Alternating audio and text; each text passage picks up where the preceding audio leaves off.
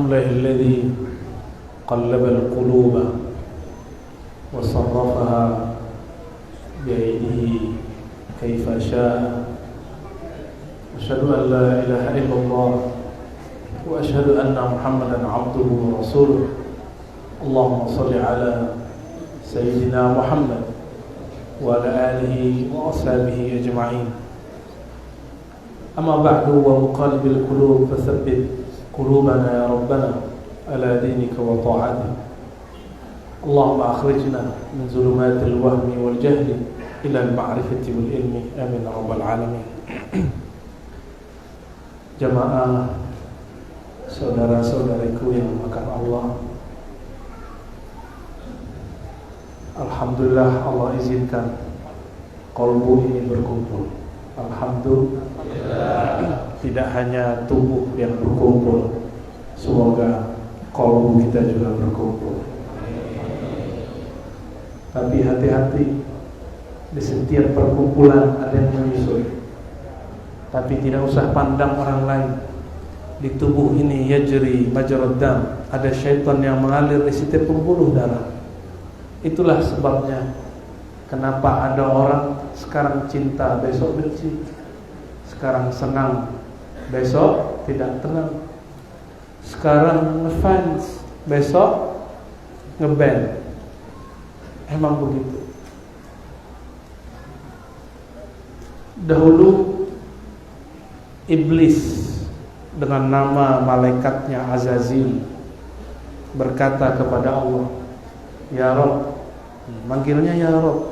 Iblis ini soleh ya, dulu. Cuma dia merasa zikirnya banyak. Apa kata dia? "Izinkan aku," sebagaimana dinukil oleh Imam As-Surawardi dalam kitab Awariful Ma'arif, "Izinkan aku menguasai qalbu manusia." Qalbu itu berkait dengan jantung. Jantung itulah pompa darah. Maka darah kotor, darah hasil makan yang haram, itu qalbunya langsung rusak. Apa kata Allah? Al-kibriya'u ridai. Kesombongan itu, hai iblis, itu rida. Ini rida. Tadi kena anginnya terlalu kencang, jadi ditaruh di biar nutup. Ya, ini bukan rubah-rubah gaya. Ini menyesuaikan aja. Al-kibriya'u ridai. Kesombongan itu, merasa sok pantas itu, wahai iblis, wahai Azazil. Dulu namanya masih Azazil. Itu adalah selendang, syalku. Maksud Allah Tabaraka wa Ta'ala apa? Wahai iblis, wahai Azazil, yang pantas menguasai qalbu hanyalah aku yang membolak-balik qalbu. Jadi ternyata si Azazil diberikan SIM, surat izin mengalir. Di mana dia mengalir? Di semua pembuluh darah. Di semua pembuluh darah dia mengalir. Di mata ada darah, maka mata kita bisa nakal. Mau dia ustadz gak ustadz sama mata ini. Di telinga ada darah, makanya senang mendengarkan berita-berita gak enak. Tiap hari dengerin Sambo. Ketemu polisi bilang, anak buah Sambo najis. Ya salam, dia lupa. Kalau dia ustadz dia lupa, ada ustadz cabul kok. Ya gak? Kalau dia dokter dia lupa, ada dokter korupsi kok. Korupsi mafia obat. Kalau dia PNS, ASN dia lupa, sesama sipil dengan polisi. Banyak kok kepala desa, camat yang korupsi tiap hari. Jangan kemudian tertipu oleh mata. Nah itu kerjaan setan. Bener gak? Yang anggota dewan sok-sok suci juga ngeritik-ngeritik. Ya salah, dia bergelimang dengan itu. Jangan. Kita fala tuzakku anfusakum, jangan mensuci-sucikan dirimu. Maksudnya apa? Jangan memandang aib orang, pandanglah aib diri. Sehingga kita nggak sibuk dengan orang lain, tapi sibuk ngurusin melawan syaitan yang bertahta di semua pembuluh darah. Coba dari ujung rambut, ujung pembuluh darah di sini ada darah, sampai ujung kaki. Berarti kita tiap detik, bahkan dalam satu detik berapa miliaran sel yang harus bertengkar terus dengan syaitan. Berat urusan kita. Beres di situ, baru beres ngurus umat, baru beres ngurus rakyat. Nah, ini zaman al-kalam kathir wal amal qalil. Ini zaman orang banyak pintar bicara. Kayaknya kalau dengerin TV semua orang pintar bicara, benar nggak? Kayaknya Indonesia ini orang cerdas-cerdas semua. Ya, saya sendiri kagum-kagum dengerin komentator itu. Ya Allah, cerdas sekali orang Indonesia ini. Tapi dia lupa, kadang dia komentar nyakitin hati orang. Mohon maaf Bapak, ada yang punya keluarga kena korupsi? Pasti ada, 1-2. Malu nggak? Malu. Gimana kalau jadi anaknya? Gimana kalau jadi saudaranya? Gimana kalau diberitakan setiap hari? Malu nggak? Taruh badan kita di posisi dia. Maka saya nggak tega ngeliat berita-berita itu. Berita apa lagi? Teddy siapa? Minahasa Ayasa. Nggak tahan mau lihat itu. Saya nangis Pak lihat itu setiap hari itu. Maka nggak kuat lihat berita. Mending lihat stand up komedi aja. Sama guru-guru kita, masyaikh kita ngomong bahasa Arab. Bapak Ibu, sahabat-sahabat, saudara-saudariku yang bukan Allah, saya ini bukan orang suci bicara begini. Yang saya ceritakan itu bobrok saya sendiri, karena pernah merasa bobrok dan sampai hari ini saya ini hina. Maka saya berbagi cerita kisah bahwa mau belajar thariqat 1000, dapat wiridan 70.000, jadi mursyid 7 tarekat nggak ngaruh. Barsisa 500 tahun jadi mursyid, muridnya bisa duduk ngawang, tapi meninggalnya dia menyembah syaitan. Ketika dia diikat, datanglah syaitan berwajah malaikat, karena dia tahu wajah malaikat, karena dulu pernah satu pangkat dengan malaikat. Apa kata syaitan? Barsisa, maukah kamu selamat? Kamu tidak akan dihujat. Ternyata ada satu riya yang muncul di kolbu orang yang belajar zikir dan santri-santri, ulama-ulama. Ulama santri insya Allah terbebas dari riya, suka dipuji, bebas. Malah risih kalau dipuji orang. Tapi banyak murid-murid, santri-santri, salik-salik, jamaah-jamaah yang tidak tahan kalau dicaci. Itu riya yang paling berat.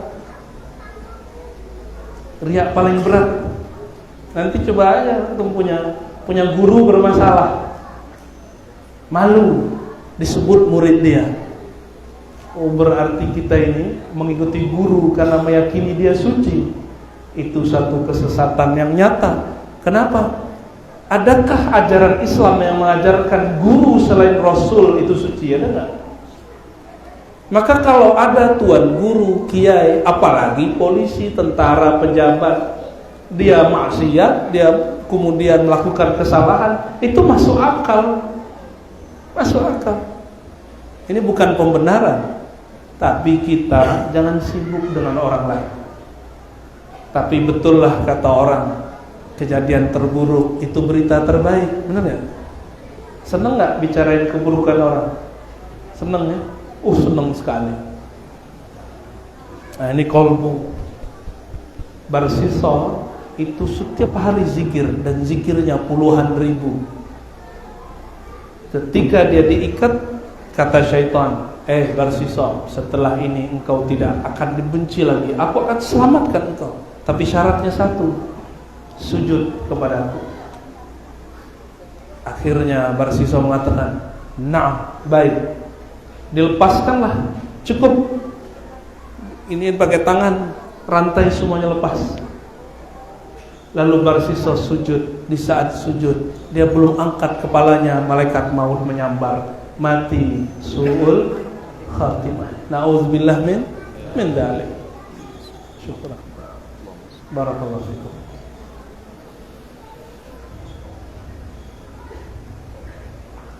Orang sudah pakai sarung itu diuji Pak, di samping kita celana jingkrang, waduh berat ujiannya. Apalagi kaki dia nyari kaki kita. Akhirnya sholat menjadi lebih khusyuk. Khusyuk plus kusut. Dia cari-cari kaki. Hati kita terganggu sama dia. Benar? Kenapa terganggu? Kita sedang berhadapan dengan Allah, kenapa terganggu? Gak usah terganggu ya. Besok kalau dia cari kaki kita, udah kasih. Bantu dia khusyuk. Bantu dia khusyuk. Hadis tidak sahih, tapi riwayat ini dipakai ulama. Ada seorang lagi sholat, mainin jenggotnya. Biasa, jenggot berpanjang. Insyaallah, Allah, akhi. Lagi sholat, mainin jenggot. Dilihat oleh Rasulullah. Apa kata baginda Rasulullah SAW? Lau khasha'at qalbi la khasha'at jawarih. Seandainya qalbunya khusyuk, tunduk, hikmat, tentu tubuhnya akan juga khusyuk. Maka khusyuk bukan sarung, apalagi sarung merek tertentu itu ya. Sarungnya Parakia itu, lebih mahal dari celana kita Pak, jangan sombong ya. Ada yang seharga motor sarung. Jadi ngeliat orang pakai sarung husnuzon, siapa tahu itu sarung mahal ya. Ada seharga motor bekas. Yang pakai sarung juga belagu, lu nggak tahu. Nah ini sholat, ente nggak tahu. Ini sarung lebih mahal daripada celana ente. 10 celanamu nggak kebayar di sarung. Lagi sholat. Ini orang lagi sholat, di kolbunya ada khayal-khayalan. Inilah yang disebut khuyala. Innallaha la yanzur. Allah tidak memandang sholat. Man jarral thawbahu khuyala. Yang memanjangkan atau memakai pakaian, dalam hatinya ada khayalan-khayalan dia lebih baik dari orang kiri kanannya. Ini hati-hati. Ini cara Nabi mendidik umat ya. Pelan-pelan dididik. Dulu sarung itu mahal. Kalau ada orang punya sarung, biasanya sarung itu dibagi 2, ada yang dipotong. Maka disebutkan dalam Sahih Bukhari, kebanyakan sahabat karena waktu itu paceklik, sarungnya hanya sampai betis, pertengahan betis. Artinya kain mahal. Jika ada orang sholat sarungnya sampai menutupi mata kaki, berarti dia kaya. Si kaya ketika sholat waktu ruku, keren nih. Terlihat sama dia sarungnya. Dan dia merasa kagum, mengagumi pakaian lagi sholat, disebut khuyala, berkhayal. Maka beda kibr sombong dengan khuyala. Tapi terjemahan yang ada di Indonesia, khuyala itu sombong, gak pas. Harus dijelaskan apa makna khuyala. Merasa pakaiannya lebih keren. Sombong juga, tapi bukan sombong yang itu. Jadi khuyala itu pada performa pakaian, itu khuyala. Maka saya menghimbau, mau yang celananya jingkrang, mau yang pakai sarung, yang pakai gamis, gak usah sibuk sama kiri kanan. Karena zaman ini sarung sudah murah, celana pun murah, 20.000 sudah dapat. Dan jangan sholat pakai celana dalam orang Arab. Tahu celana dalam orang Arab? Orang Arab itu celana dalamnya panjang, paham? Pakai gamis, saya pakai gamis di dalamnya pakai celana panjang. Jangan sholat menghina Allah dan Rasul. Sholat kok pakai celana dalam? Celana dalam orang Arab. yang afdol, Nabi tidak pernah sholat pakai celana. Kalau pakai celana yang sopan. Celana kita ngantor, celana kita kerja. Jangan pakai celana gunung, kecuali lagi hiking. Adab, ya. Pakai sarung lebih afdol. Coba antum cari yang pakai celana jingkrang, ini saya tantang. Ya, nggak melarang, tapi saya menantang. Cari satu hadis saja baginda Rasulullah pakai celana dan jingkrang. Kalau ente benar ikut sunnah, nggak ketemu. Maka jangan berbangga dengan celana itu. Sama yang pakai sarung nggak boleh belagu juga. Udah seneng aja yang pakai sarung. Nggak juga. Nabi itu sering karena sholatnya panjang, sering benerin sarung lagi sholat. Berarti Nabi pakai, maka disebut dalam salah satu nama Nabi SAW, sahibul izar, sahib yang punya izar, sarung. Sunnah pakai sarung, Pak. Jadi yang pakai sarung niatkan ikut baginda Nabi Muhammad SAW. Terus kenapa saya malam ini pakai gamis? Ya adanya ini. Ini pakaian Arab sekarang. Arab dulu pakaiannya 2 potong atas dan bawah. Atasnya kemeja, bawahnya sarung. Lalu baru jubah luar. Tahu jubah luar seperti Habib Umar. Habibna Umar itu seperti itu. Habib-habib dari Yaman biasanya begitu. Kok jadi ngomongin sarung ya? Karena ada kaitannya dengan kolbu. Ini yang ringan-ringan saya bicara ya. Karena kata kawan ada yang bisik-bisik di kolbunya, Buya, jangan berat-berat ya. Insya Allah gak berat-berat. Berapa kali Allah menyebut kata kolbu di Quran? Nah terpikir gak? Berkali-kali, lebih dari 100 kali. Dan itu jumlah yang fantastis. Karena Allah tidak pernah menyebut kata sholat sebanyak itu, tidak pernah menyebut kata zakat, apalagi haji umroh sebanyak itu. Tapi kenapa para dai lebih banyak dakwah umroh daripada dakwah sholat khusyuk, dakwah kolbu? Silakan dakwah umroh tapi dengan kolbu. Silakan dakwah ziarah tapi dengan kolbu. Apapun amalnya bil qalb, dengan kolbu. Tapi yang banyak disebutkan di Quran itu kolbu berpenyakit. Artinya apa?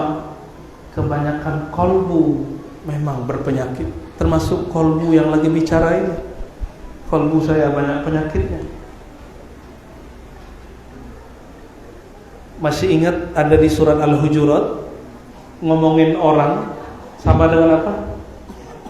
Makan bangkai orang hidup. Mending makan bangkai ikan patin enak. Campur sama tempoyak. Kata orang Jambi enak, kata orang Padang belum tentu.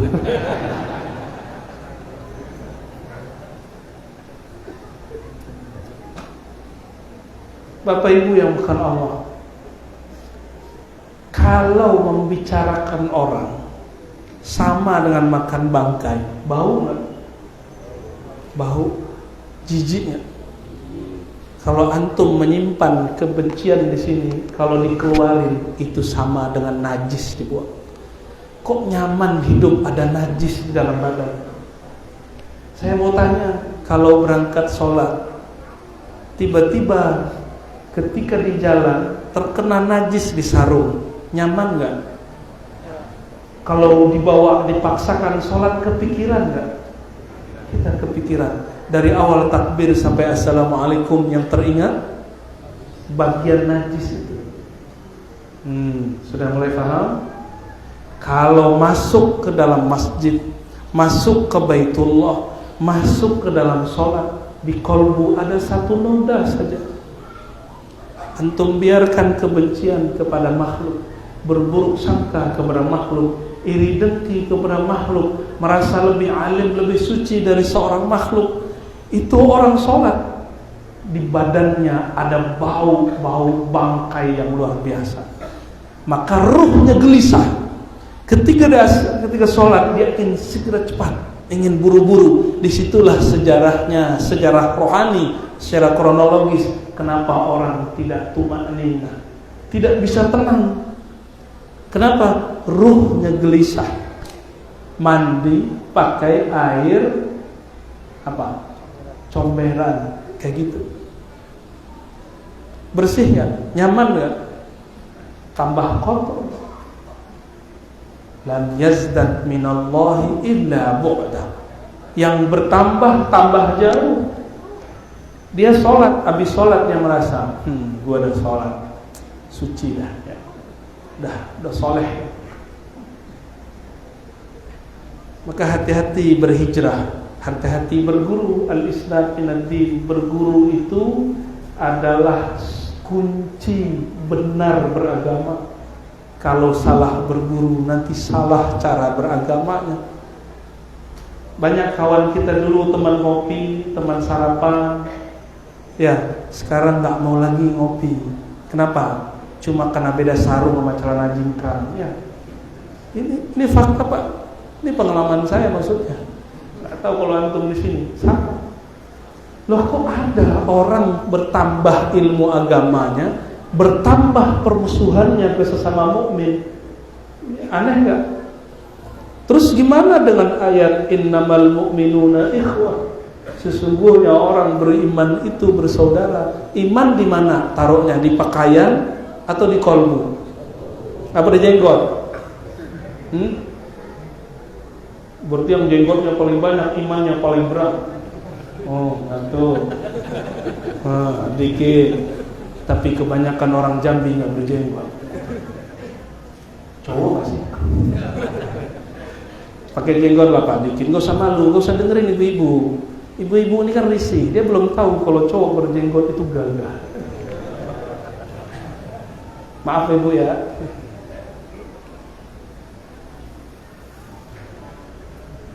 Apabila kita masuk sholat, di kain ada kotoran, teringat terus.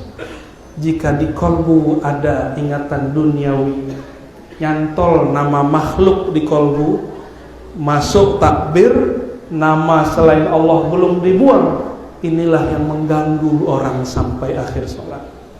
Jadi kalau ingin bertanya, cara cepat khusyuk gimana? Cara cuma satu, taubat qalbiyah. Taubat qalbu. Taubatkan qalbumu. Karena yang dipandang Allah qalbu.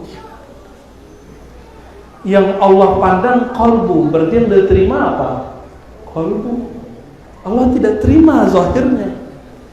Maka mohon maaf, mau celana jingkrang ataupun pakai sarung, atau sarungnya pun dijingkrangkan, pakai serban, pakai gamis, pakai jubah, mohon maaf. Jika kolbunya tidak merasa hina di hadapan Allah, jika di kolbunya masih ada nama-nama selain Allah, Allah cemburu dan tidak memandangnya. Pernah lihat, mohon maaf nih bapak-bapak, istri kita kalau cemburu gimana?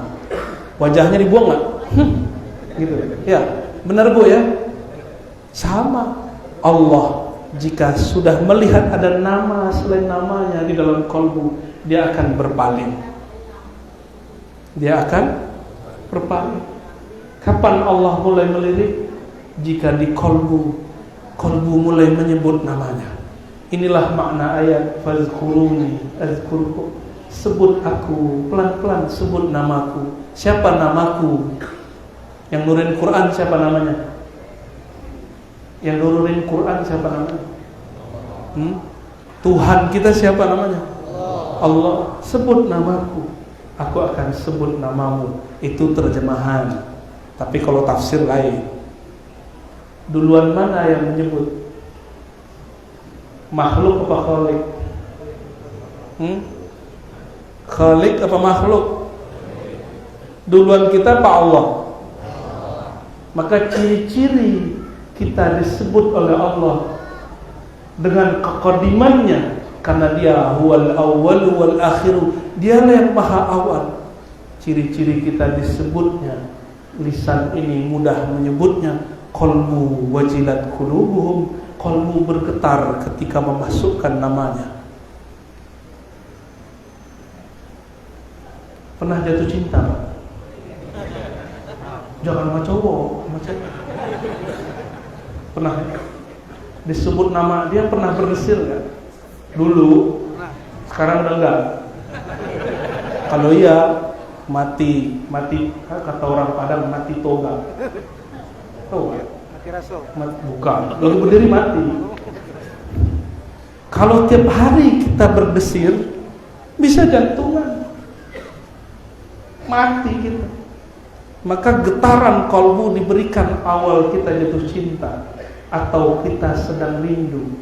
Makanya kalau malam takbiran jauh dari kampung, nangis kan? Saya kira si bapak di samping saya nangis karena rindu kepada Allah dan Rasulullah. Saya tanya, yang tenang bapak. Si bapak, saya ingat kampung saya. Ya salah. Kirain dia ingat kepada Allah, ternyata ingat kampungnya. Tapi tidak salah, karena dia hanya diajarkan hari raya itu pulang kampung. Padahal hari raya itu pulangnya ruh kepada Allah. Makanya orang takbir, coba kalau kita takbir nyembelih, berarti menyembelih itu hari rayanya ruh yang ada di hewan itu. Dia senang sekali kalau yang menyembelihnya nyebut nama Allah, Bismillahi Allahu Akbar. Ruhnya senang dan ridha dan mengatakan, aku berpulang kepada yang mempunyai ruhku. Makanya itu hewan-hewan ternak yang disembelih dengan nama Allah girang, Pak. Kita baca nama Allah yang kita baca saat hari raya. Itulah hari rayanya semua hewan, jika dia disembelih dengan nama Allah. Kajian bid'ah baru dengar. Ya, coba kalau baca takbir itu ngapain? Allahu Akbar, Allahu Akbar. Kita lagi semangat, lagi berhari raya. Bapak Ibu, saudara-saudariku makan Allah yang masih punya kolbu, coba sekarang tidak membayangkan diri lebih mulia dari yang di samping, kanan, kiri, depan, belakang. Sudah belum? Sudah, ya. Coba dalam hati katakan, ya Allah, aku belum tentulah lebih mulia dari orang di hadapanku, daripada orang di belakangku, orang di samping kanan dan kiriku. Coba katakan itu. Coba pejabatannya semua pegang dadanya. Ya Allah, sama-sama. Ya Allah, daku hambamu yang hina. Aku lebih hina dari yang di depanku, dari yang di samping kanan dan kiriku. Begitu juga orang yang di belakangku. Buka matanya. Nah, kalau takbir, mau takbir, ini teknik mau khusyuk. Pegang dulu dada sebelum takbir. Katakan, ya Allah, aku hina, hambamu hina, hanya engkau yang mampu membersihkanku. Baru takbir, kecilkan diri, baru sah takbirnya. Allahu Akbar. Saya pastikan khusyuk walaupun cuma 1 menit. Lumayan. Belajar khusyuk. Nanti takbir lagi, merinding lagi. Takbir lagi, merinding lagi. Begitulah terus. Setiap hari takbir, merasa diri kecil, hina. Gampang kok, ya? Gampang merasakan kehinaan diri. Coba sekarang pejam lagi matanya. Coba ikutin, pejam matanya. Coba bayangkan, hari ini ya Allah, mataku bermaksiat, mataku melihat yang haram ya Allah. Aku tahu itu haram ya Allah, tapi aku menikmati ya Allah. Betapa munafiknya hambamu ini ya Allah. Buka mata lagi ya. Jangan lama-lama, ntar nangis semua, nggak jadi ngaji kita. Betul mata hari ini ngeliat yang haram? Sama, mata saya juga sama. Kita tahu itu haram, tapi mata kita manjakan. Pakai ngeles lagi. Laka nazratun ula, bagimu pandangan pertama. Dilama-lamain pertama ya. Kita munafik. Maka Sayyidina Al-Hasan Al-Basri, murid Sayyidina Ali, murid Abu Hurairah mengatakan, apa kata beliau? Aku bertemu sahabat Nabi, dan hampir setiap mereka merasa dirinya munafik. Loh, kok ada orang hari ini baru hijrah, baru ngaji, merasa dirinya lebih benar dari Ustadz Kiai yang sudah belasan bahkan puluhan tahun ngabdi untuk umat. Aneh ya? Kok sudah mulai berani membid'ahkan guru yang dulu mengajarkan dia? Aneh. Kok sudah mulai berani mencari-cari kesalahan gurunya? Dia lupa kesalahan dirinya. Itu aneh. Ini Sayyidina Hasan al-Basri. Maka beliau ketika dibacakan surat Al-Hadid, alam ya'ni lilladzina amanu an takhsha'a qulubuhum li dzikrillah. Kalau diterjemahkan secara bebas, kapan orang beriman itu kalbunya lembut sehingga tersentuh disebut nama Allah, tersentuh disebut nama Muhammad Rasulullah? Kapan? Sayyidina Al-Hasan Al-Basri didengarkan bacaan ayat itu, dia langsung pingsan, berjam-jam baru bangun. Di satu riwayat disebutkan 2 hari dia baru bangun, pingsan. Ada orang begitu. Betapa kerasnya hati saya, hati kita semua.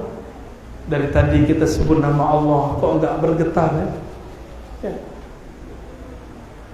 Mungkin karena di mata masih menyimpan maksiat yang belum ditobatkan. Oleh karena itu, tobat mesti setiap saat, bukan lagi setiap hari, setiap saat. Bukan nanti, loh Buya, berarti taubat sambalado, bukan. Namanya taubat tawabin.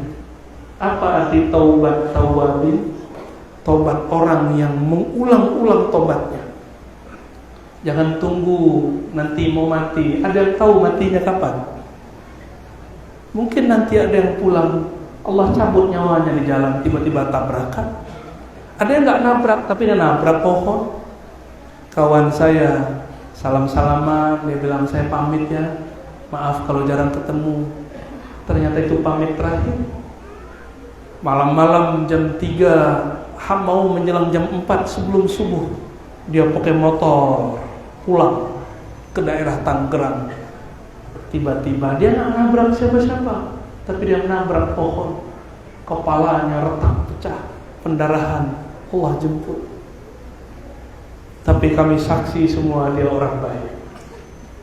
Meninggalnya di saat dia merindukan Allah dan Rasulnya.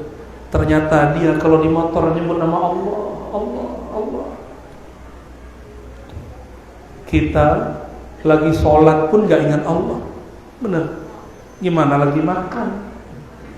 Gimana lagi jalan-jalan? Gimana lagi kawin? Rasulullah SAW ingat Allah fi kulli ahdani. Begitu kata Sayyidatuna Aisyah. Hadis Imam Muslim, hadis sahih, hadis Bukhari bahkan ada lafaznya bahwasanya Rasulullah mengatakan, masalul ladzi yadhkur rabbahu wal ladzi la yadhkur rabbahu kamasil hayy wal mayyit. Nabi itu ingat Allah setiap saat, maka ruhnya hidup, kalbunya hidup. Karena beliau mengatakan orang yang ingat Allah itu hidup, orang yang lalai kepada Allah itu bangkai. Betapa banyaknya orang hari ini bangkai berjalan. Bangkai berjalan bagi. Wajar kalau kesambar setan. Wajar jika wajah sudah mulai berubah. Saudara-saudariku yang melakukan Allah, maka kita datang setiap hari kepada Allah. Satu makom aja diulang-ulang, makom taubat. Mau ngamalin? Mau ngamalin? Tidak pakai hitungan lagi. Cukup katakan, mata dipejam, dada kita pegang. Astaghfirullah. Ikuti. Astaghfirullah. Ya Allah, ampuni dosa mataku, mata yang memandang kepada yang haram tapi menikmatinya. Ya Allah, ampuni pendengaran telingaku yang masih mendengarkan berita-berita gosip, mendengarkan aib-aib orang lain, dan juga sangat menikmatinya. Ya Allah, astaghfirullah. Ampuni lisanku ya Allah.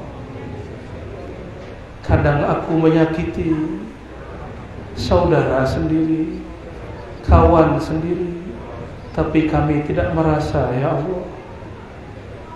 Astaghfirullah. Turun ke tangan ya Allah. Tangan kami pernah memegang yang haram, mengambil yang haram. Kaki kami ya Allah pernah melangkah kepada yang haram. Perut kami ya Allah pernah dimasuki makanan yang haram. Kemaluan kami ya Allah pernah menikmati, terangsang kepada hal yang Engkau tidak ridhai.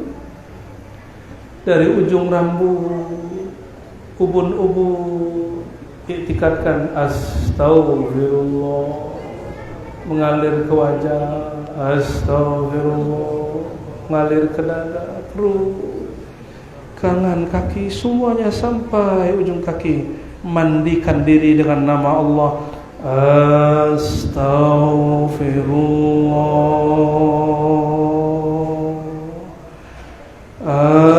Astaghfirullah.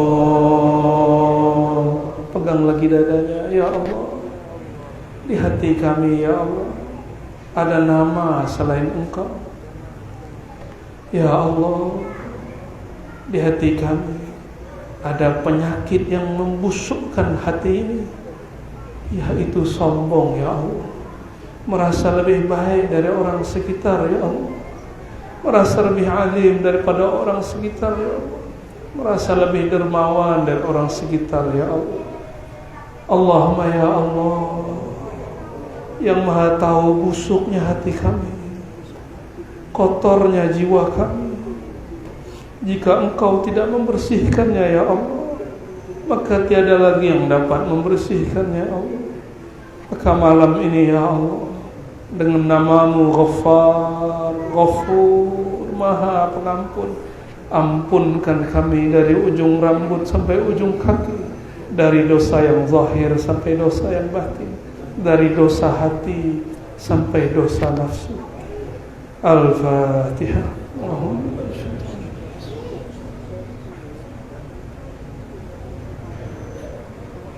Shiratal ladzina an'amta 'alaihim ghairil maghdubi 'alaihim. Amin.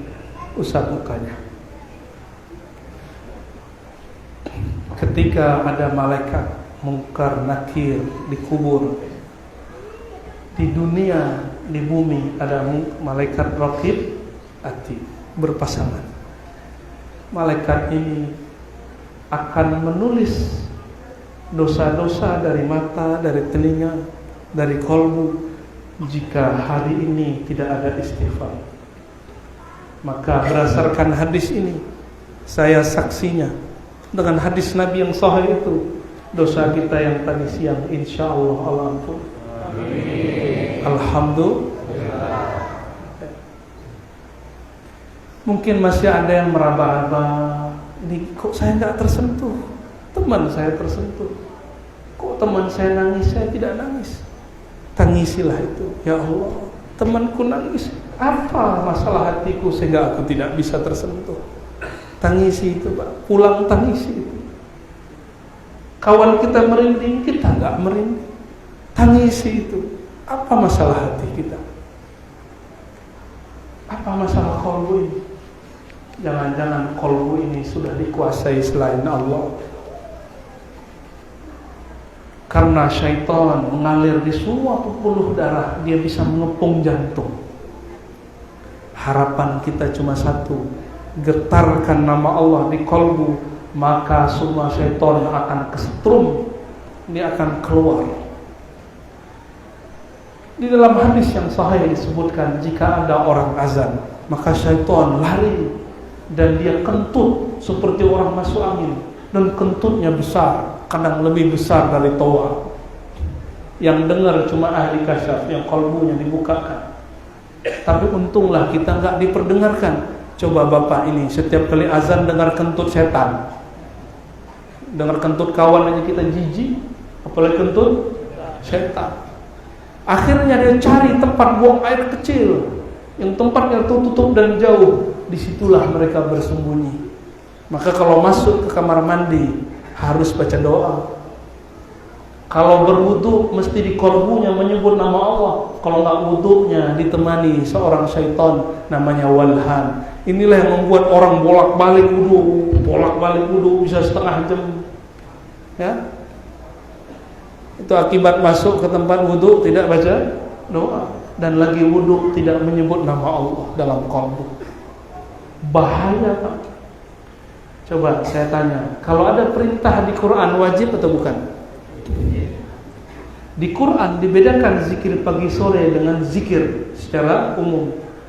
Dalam surah Ahzab dikatakan ya ayyuhallazina amanu zkurullaha dzikran katsiran wasabbihuhu bukratan wa asila. Wahai orang yang beriman, sebutlah nama Allah sebanyak-banyaknya. Berarti wajib. Nabi tidak mau membebani sahabat, maka diajar mulai dari 10, 25, 33, 70, 100. Sayyidatuna Sofiyah 4000. Nabi ajar. Lalu Nabi ajarkan zikir tanpa batas. Tapi ada yang gagal faham, dikira zikir tidak boleh ngitung. Itu gagal faham, nggak ngerti hadis Nabi Muhammad SAW. Nabi nyebut 33 ngitung nggak? Subhanallah, subhanallah, subhanallah, subhanallah. Hitung nggak? Kata si ustaz, nggak boleh hitung-hitung zikir. Terus gimana hadis Nabi ngitung-ngitung zikir? Maka saya tanya, kalau Nabi zikir 33, kita kelebihan 1, bid'ah nggak? Karena kalau bid'ah finnar. Kullu bid'atin, tuh hafal semua. Kayaknya ini korban semua. Ada yang hore di belakang. Kayaknya pengurus sama imam kita korban dinar-narkan sama orangnya. Saya mau tanya lagi, kalau kita zikir Nabi 33, kita baca 32, kurang 1, bid'ah nggak? Ya, mulai bingung. Mulai bingung. Angka 10, angka 25, 33, 34, 70, 100 itu contoh. 4000 itu contoh. Itu contoh aja. Boleh lebih, boleh kurang. Kenapa boleh kurang? Itu buktinya Nabi pernah baca subhanallah ba'da salat cuma 10. Alhamdulillah 10. Allahu Akbar 10. Sesekali amalin itu. Ya Pak Imam ya. Nanti kalau ba'da salat, terutama zuhur. Zuhur itu bacanya jangan cepat-cepat, tapi lama. Subhanallah, subhanallah. 10 kali cukup. Amalkan sunnah di Sahih Bukhari. Nabi mengulang-ulang subhanallah, alhamdulillah, Allahu Akbar ba'da salat cuma 10. Sesekali kalau waktu agak luang 25, ditambah tahlil la ilaha illallah 25. Hadis riwayat Imam Nasai dan hadisnya sahih. Tuh ada Pak dalam hadis tahlil subhanallah, subhanallah, subhanallah 25. Alhamdulillah, alhamdulillah 25. Allahu Akbar, Allahu Akbar 25. La ilaha illallah 25. Kalau 4 ini 25, jadi berapa? 100. Boleh lebih? Masuk neraka loh kan? Nabi cuma kasih contoh. Seandainya lebih 1 atau lebih 1000 itu bid'ah, maka Sayyidatuna Sofiyah ahli bid'ah. Abu Hurairah itu kalau zikir tiap malam 12.000. Ayo, ada yang bisa zikir 12.000 tiap malam? Ada ya? Ada. Benar. Sekarang masih ada ilmunya. Itulah ilmu yang diturunkan kepada tarekat-tarekat sufi. Kita taunya tarekat gila, ya. Nggak begitu cara memahami, nggak ngerti, uskut diam. Ada kok dalilnya itu. Maka menghitung zikir itu bagian dari sunnah. Sunnah ini yang melakukan orang-orang thariqah. Kalau kita nggak sanggup melakukan, jangan bilang masuk thariqah gila. cuma karena ada mantan dukun atau mantan orang kebatinan belajar tarekat gila. Kawan saya S2 gila Pak, mau bilang masuk UIN Jakarta gila mau. Gimana? Ada orang menikah stres, enggak? Kita mau buat kaidah jangan menikah nanti stres, gitu. Kenapa orang nggak ada yang ngomong begitu? Tapi giliran belajar zikir, terus ada yang satu orang oleng, kita pukul rata. Alhamdulillah saya belajar toriko banyak. Bapak mau tahu toriko saya apa aja? 1. Naqsyabandiyah, Khalidiyah. 2. Samaniyah, Khalwatiyah, Qadiriyah. Terus Syaziliyah, Aidrusiyah, Idrisiyah. Lalu mengambil aurat-aurat Tijaniyah. Apalagi? Ada lagi thariqah lain. Banyak, masih banyak. Ar-Razi gila nggak? Kalau ada orang gila dokter, antum jadi gila aja semua. Gimana Bang? Ada orang gila seganteng nih Bang? Serius amat Bang. Allahumma sholli ala sayyidina Muhammad. Jangan sembarangan komentar. Hati-hati. Allah melarang dan mengatakan wala taqfu ma laysa laka bihi ilm. Jangan komentar kalau enggak paham. Termasuk ngomentarin orang yang khuruj 3 hari. Kalau enggak mau keluar, enggak usah keluar, enggak usah bicarain orang. Ya. Oh si Anu dia ninggalin keluarganya. Itu kan salah dia. Bukan salah semua. Bapak tahu malam tadi saya cerita murid Imam Malik, kawan Imam Syafi'i, namanya Ibnu Qasim. Waktu itu belum ada thariqat, belum ada jemaah tabligh. Ini nggak bela siapa-siapa. Ini biar paham aja. Ibnu Qasim baru menikah, beberapa bulan ditinggal istrinya hamil. Sampai di Madinah, dia orang Mesir. Sampai di Madinah ketemu Imam Malik. Ilmunya Imam Malik ini luar biasa. Padahal Imam Malik satu hadis bisa diulang. Hari ini baca, bulan besok ulang lagi, minggu besok ulang lagi. Diulang-ulang banyak. Tapi Imam Malik ini wali Allah. Imam Malik ini kekasih Allah, kekasih Rasulullah. Jika disebut nama Rasulullah, matanya langsung tertunduk. Imam Malik tidak berani baca hadis kalau belum mandi, walaupun sakit demam. Satu kali datang seseorang kepadanya, Imam Malik sedang demam. Saya nggak sanggup jadi Imam Malik, nggak sanggup Pak. Kata seorang ini, padahal sudah ditahan-tahan oleh penjaganya, tapi orang ini sanggup terobos. Kata dia, wahai Imam Malik, apakah ada hadis mengenai A, B, C, D? Banyak pertanyaannya. Akhirnya beliau mengatakan, tunggu, saya berkeringat, saya mandi dulu. Beliau mandi, dia pakai baju yang bagus seperti beliau hendak bertemu seorang pejabat. Selesai dibacakan hadis. Lalu orang itu minta ijazah. Apa kata beliau? Sungguh hebat kalian. Malik belajar begini 40 tahun, kamu cuma belajar berapa menit. Minta ijazah. Beberapa hari minta ijazah, tapi dikasih juga. Imam Malik, kenapa ditanya oleh orang, kenapa wahai Imam Malik? Karena aku sedang ingin menyebut nama kekasih Allah. Dan beliau di masjid. Di situ ada baginda Rasulullah sallallahu alaihi wasallam. Ternyata Imam Malik setiap malam mimpi bertemu Rasulullah sallallahu alaihi wasallam. Kenapa? Amalnya cuma 2. Kalau masuk kota Madinah turun kendaraan, kalau jalan copot sendal. Kayak orang gila gak? Tapi di zaman itu tidak ada yang berani mengatakan Malik orang gila. Semuanya tersipu malu melihat Imam Malik jalan kaki nyeker masuk ke masjid. Gimana kita Pak? Itu Rasulullah sudah wafat. Gimana kalau Rasulullah masih hidup?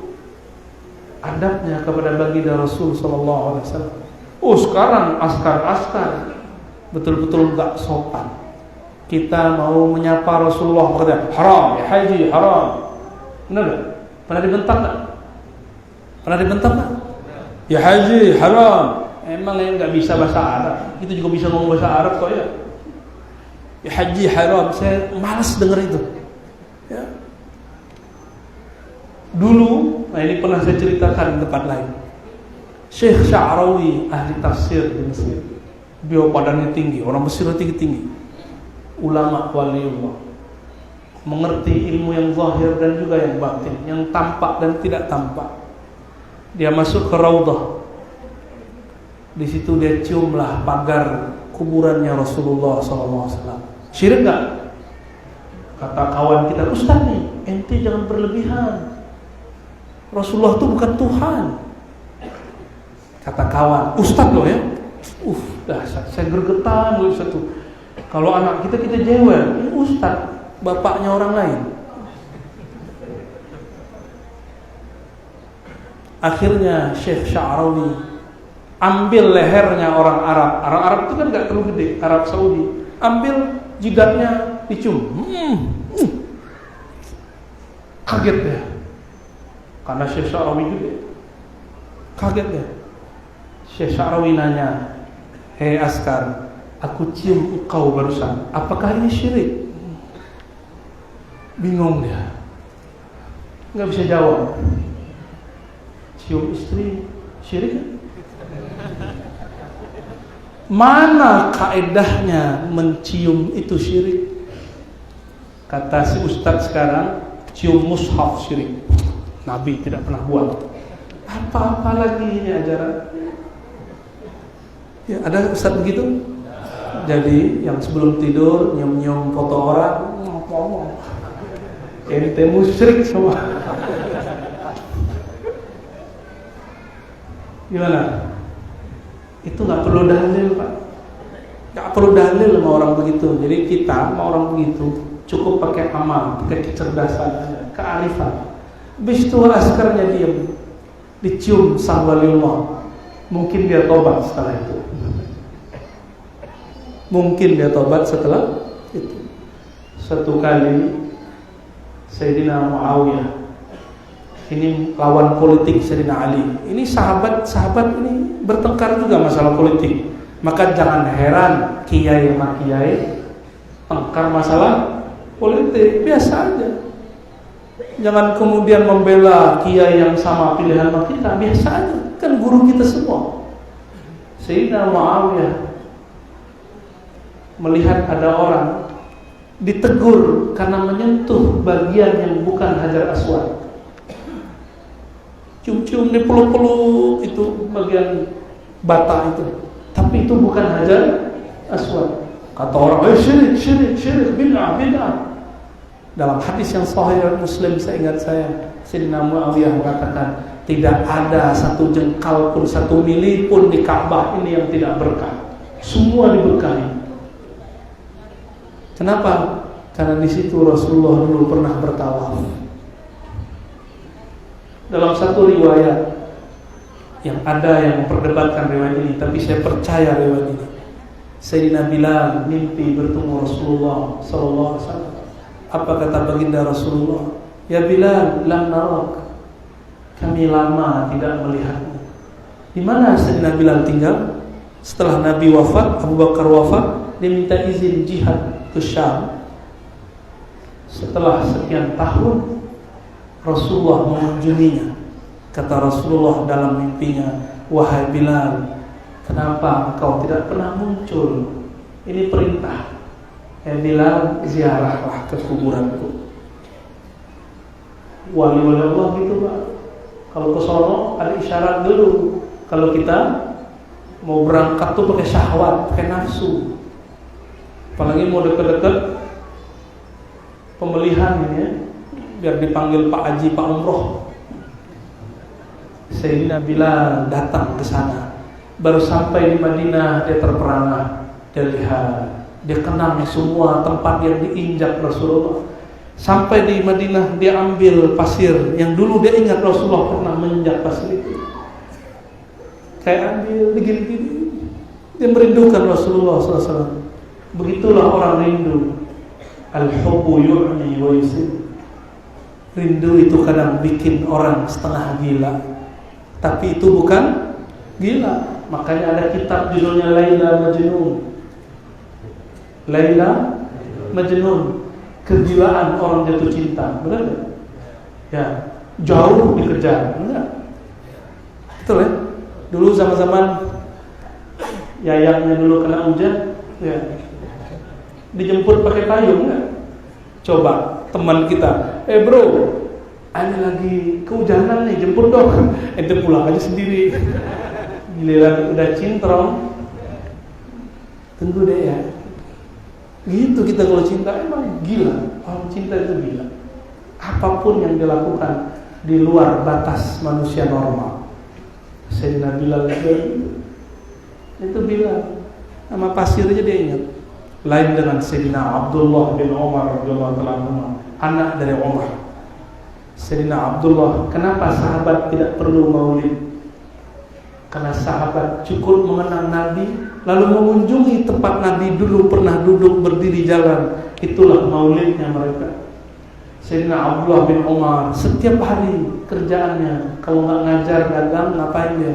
Dia mencari tempat yang Rasulullah dulu jalan di situ. Itu kerjaannya. Itulah cara beliau bermaulid. Kawan saya rindu sama gurunya. Di surau nggak ada orang, maka dia ambil tasbih dan nggak bilang siapa-siapa. Hukumnya apa? Halal apa haram? Ada tasbih di surau, punya guru sudah meninggal. Kawan nih baru pulang kampung rindu, dia lihat ada tasbih gurunya, dia menangis. Dia lihat kiri kanan nggak ada orang, dia ambil bawa pulang, dia ganti tasbih yang baru. Gimana? Halal? Secara hukum fikih sih nggak halal, tapi secara bab cinta entah, saya nggak bisa bilang. Orang cinta kadang adabnya tiada, maka saya maklumi. Ini tangan saya dulu luka-luka, padahal Ar-Razi bukan orang suci. Luka-luka karena ditarik, tangannya kayak durian. Tapi saya maklumi, maka tolong maklumi juga yang jaga. Jangan marah-marah sama mereka. Mereka juga lagi cinta. Tiba-tiba berani. Itu mereka biasanya nggak berani melayan orang. Tapi karena cinta pun jadi berani.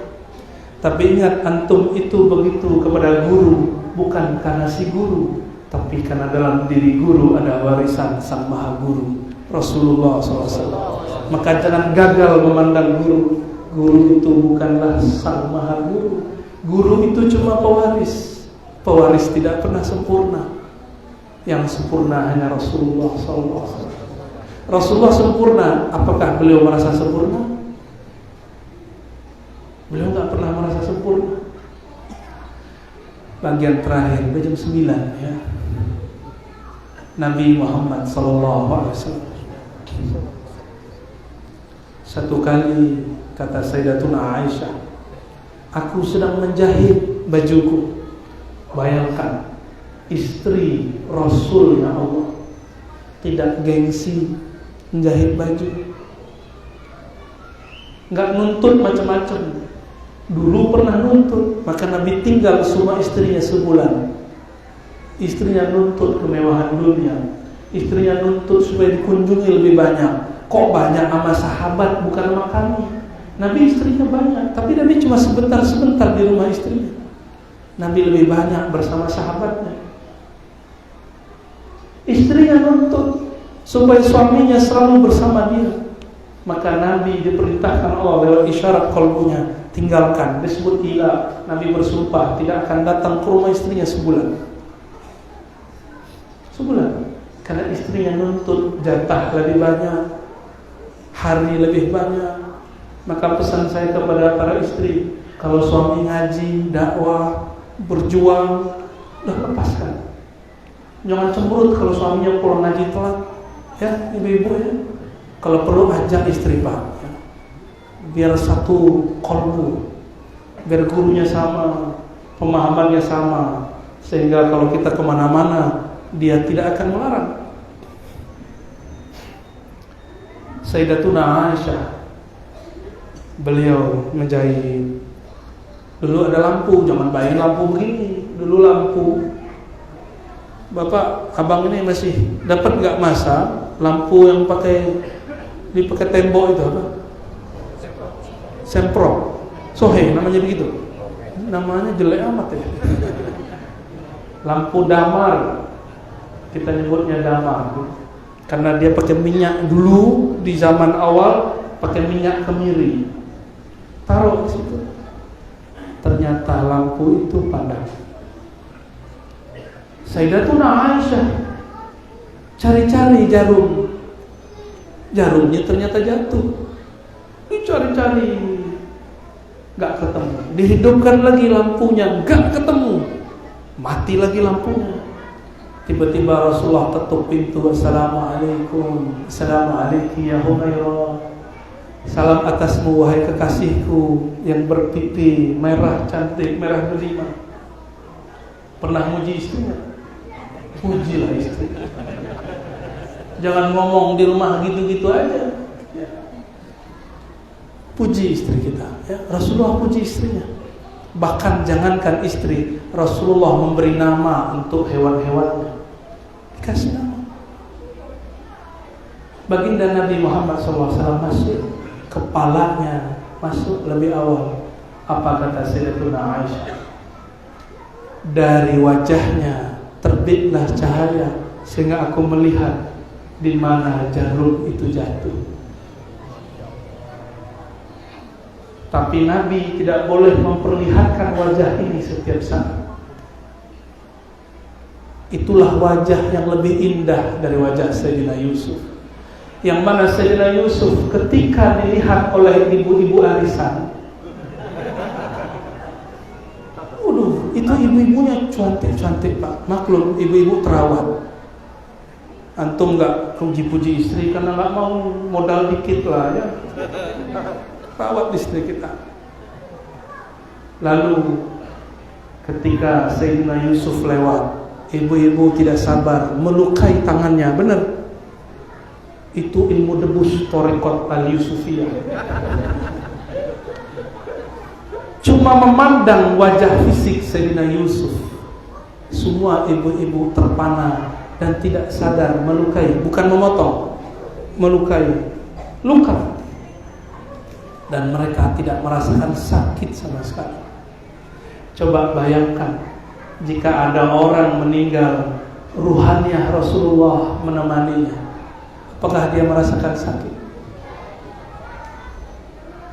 Coba bayangkan sahabat Nabi ketika tombak mengarah kepada Rasulullah waktu perang Uhud, dia kemudian berdiri di hadapan Rasulullah.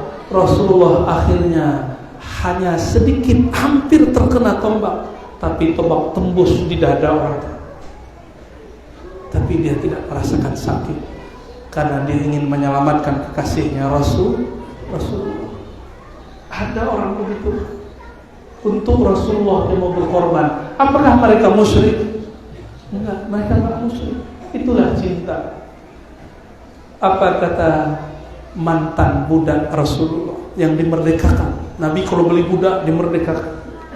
Namanya Sauban ini budak orang hina lalu diangkat jadi orang mulia di sisi Rasulullah. Lalu setara dengan sahabat yang lain, bekerja seperti biasa. Tapi Sauban ini setiap kali kerja yang dia lihat gerak Nabi, pulang ke rumah yang dia lihat wajah Nabi, maka dia cepat datang kepada Rasulullah lalu menangis mengatakan, "Ya Sayyidi ya Rasulullah, apa yang terjadi pada diriku? Jika aku pulang yang aku rindui cuma dirimu." Begitu sahabat merindui Rasulullah sallallahu alaihi wasallam.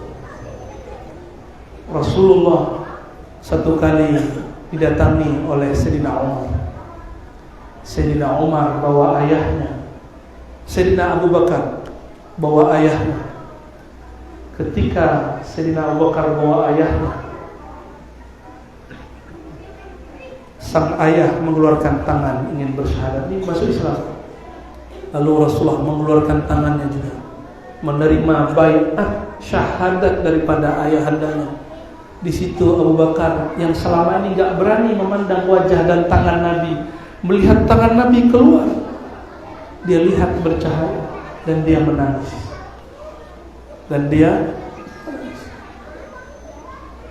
Abu Bakar gak sanggup lihat wajah Nabi. Saya bukan Nabi, lihat aja. Rasulullah wajahnya tidak sanggup dilihat oleh para sahabat, kecuali seorang sahabat yang belum kenal itu Rasulullah. Seorang perempuan yang mempunyai domba.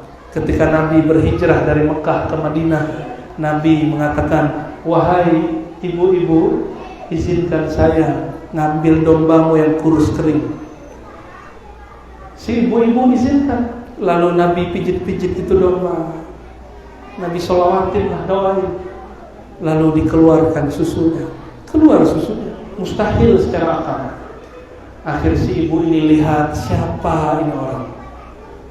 Dari ujung kepala sampai ujung kaki dia lihat. Sedangkan Abu Bakar gak berani. Abu Bakar begini terus. Abu Bakar merasa gak pantas memandang Nabi Muhammad SAW. Akhirnya meninggal Rasulullah yang mampu bercerita wajah Nabi, si ibu itu. Inilah hikmah. Inilah hikmah. Jadi orang agak dablek, atau dablek. Ya, ada hikmah itu. Maka kita nggak boleh juga suuzon sama orang yang memang kadang-kadang adabnya kurang pas. Mungkin dia orang Badui. Orang Badui datang, itu dilangkai semua. Sampai sini. Aina Muhammad? Yang nama Muhammad siapa? Enggak ya, benar. Lalu orang tunjuk, nggak berani. Kalau orang Jawa begini. Ini orang Jawa. Kalau orang Jambi, oh, kalau Muhammad. Ya, Jambi sama Padang 11-12 lah ya. Sama lah. Walhasil Nabi kemudian senyum. Kata dia, Muhammad. Masya Allah, manggil Muhammad.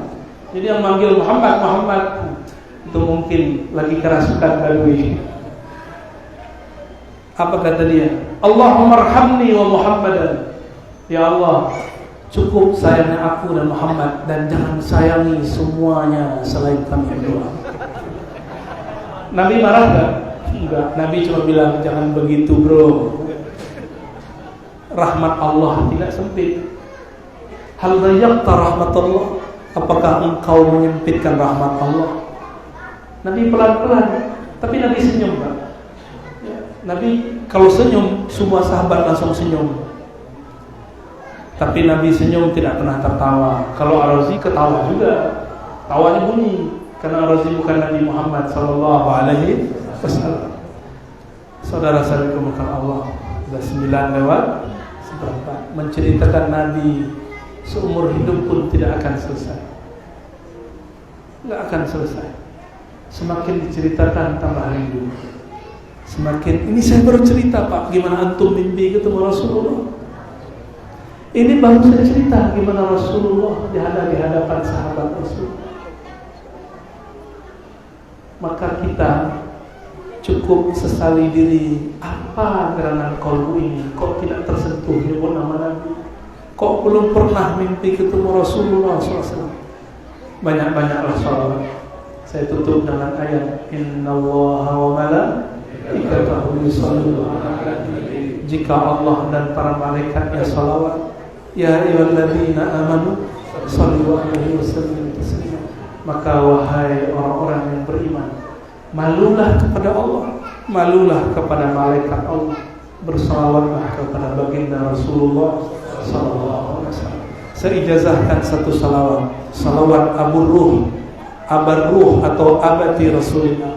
Baca sama-sama. Asyhadu an la ilaha illallah wa asyhadu anna Muhammadar Rasulullah.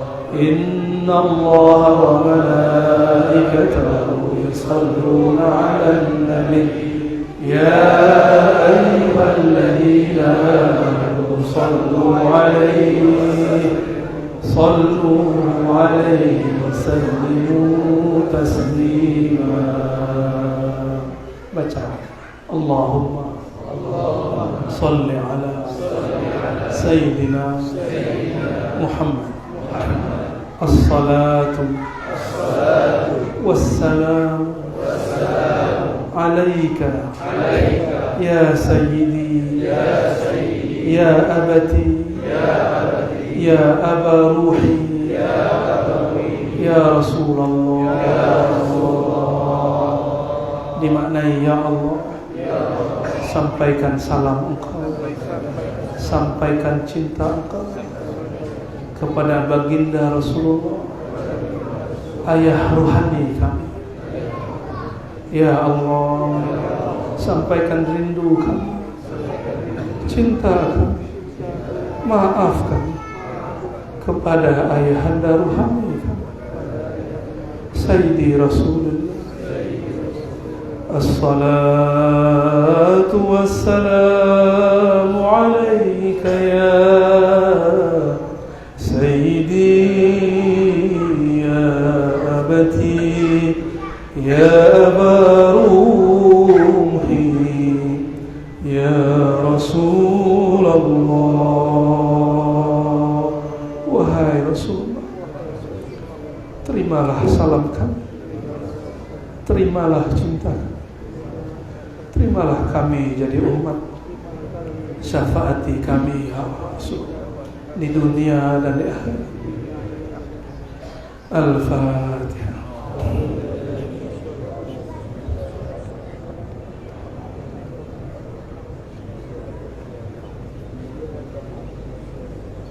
Allahumma ya Allah ya Rahman ya Rahim, ya Allah yang Maha Pengasih, yang Maha Penyayang, yang menurunkan rahmat kepada alam semesta, yang bernama baginda Nabi Muhammad sallallahu alaihi wasallam.